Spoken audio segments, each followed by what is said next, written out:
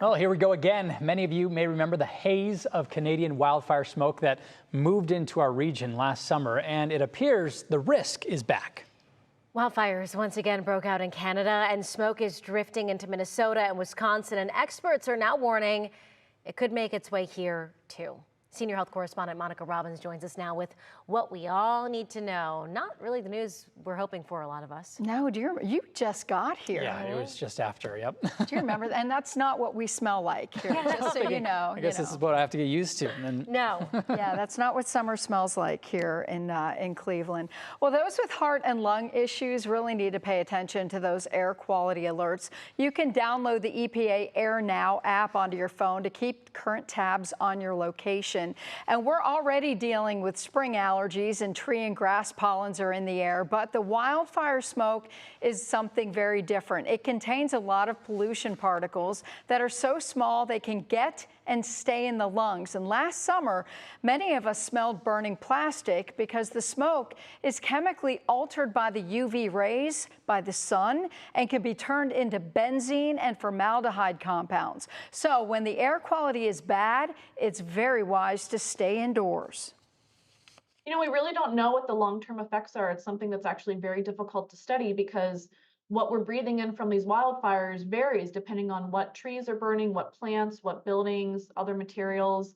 And so that affects the chemicals and the particulate matter that's in that smoke that we're inhaling. So it's actually something very difficult to study in terms of the long-term effects. Most of what we know about it is more of those immediate effects.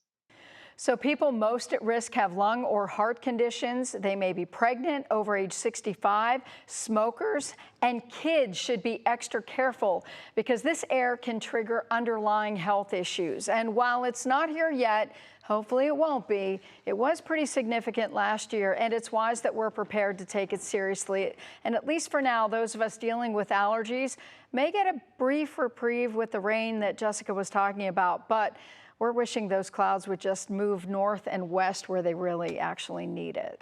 What symptoms do we watch out for when this happens? This is so insidious because, you know, the symptoms that we really need to watch out for, well, difficulty breathing, that's obvious. That's the one that will send you to the ER. However, what's difficult with this is that it mimics allergy symptoms. So you'll get the runny nose, the itchy, watery eyes, the scratchy sore throat, the coughing. However, we usually get a respite from allergy season in July. So if you're still having these issues, and then obviously the air quality alerts are up, you need to take them seriously.